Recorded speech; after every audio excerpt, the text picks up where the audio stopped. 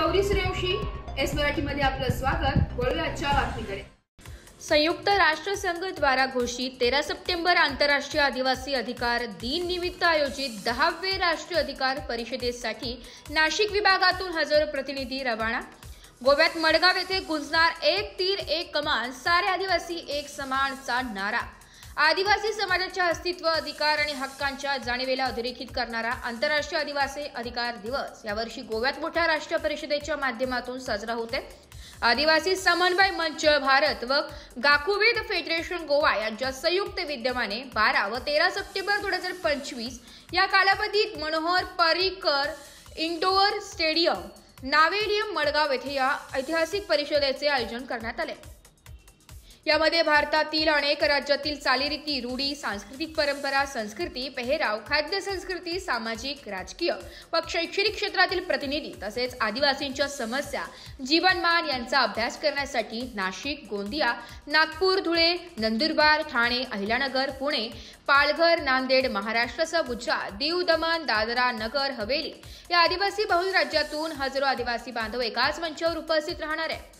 या कार्यक्रमातून एकात्मता, सामाजिक जीवन, सहजीवन, आत्मसन्मान, सभ्यता, सहकार्य ही जीवन मूल्य वृद्धिंगत होणार आहे। या राष्ट्रीय परिषदेचे वैशिष्ट्य असं की देशभरातून सुमारे 2000 ते 3000 आदिवासी समाजातील प्रतिनिधी, सामाजिक संघटना, संशोधक व कार्यकर्ते यात सहभागी होणार आहे। या पार्श्वभूमीवर परिषदेच्या माध्यमातून आदिवासी समाजाच्या समस्या, उपाययोजना व पुढील दिशा यावर सखोल विचार मंथन होणार आहे। विशेषतः पर्यावरण व मानव समूह यावरील गंभीर चर्चेचा केंद्रबिंदू ठरणार आहे। तसेच आदिवासींच्या सांस्कृतिक वारशाचे जतन, त्यांच्या जीवन मूल्यांचे संवर्धन, हक्कांचे संरक्षण यावर ठोस मांडणी केली जाणार आहे। आंतरराष्ट्रीय स्तरावर संयुक्त राष्ट्रसंघाने 1993 साली पहिल्यांदाच आंतरराष्ट्रीय आदिवासी वर्ष जाहीर केले होते। त्यानंतर दरवर्षी 9 ऑगस्ट रोजी हा दिवस साजरा करण्याचा निर्णय झाला।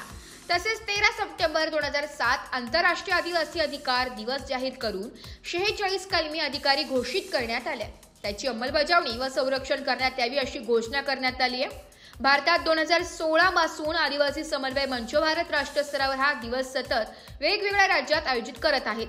आतापर्यंत दिल्ली, नागपूर, रांची झारखंड, म्हैसूर कर्नाटक, भिलोडा गुजरात, दीपू आसाम, रायपूर छत्तीसगड, भद्राचलम तेलंगणा, शिमला हिमाचल प्रदेश येथे राष्ट्रीय मेळावे झाले असून यावर्षीचा 10वा राष्ट्रीय मेळावा गोवा राज्यात होत आहे। गोव्याच्या परिषदेच्या माध्यमातून देशातील सर्व आदिवासी समाज एकत्र येऊन हक्कांची लढाई, पर्यावरणाचे संरक्षण व सामाजिक एकात्मता या मुद्द्यांवर एकमताने ठराव मांडतील अशी अपेक्षा आहे।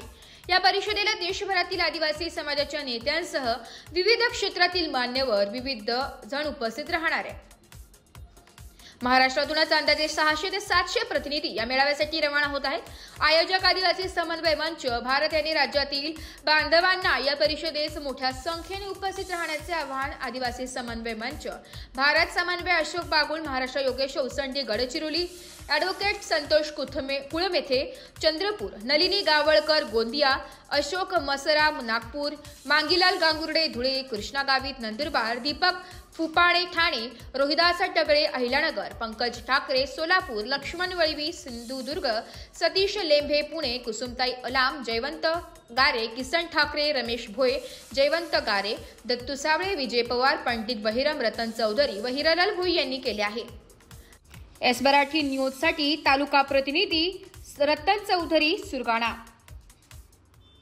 अशाच नवीन ताज्या घडामोडी जाणून घेण्यासाठी आमच्या एस मराठी न्यूज चॅनलला लाईक करा, शेअर करा, सबस्क्राईब करा आणि बेल आयकॉनला क्लिक करायला विसरू नका।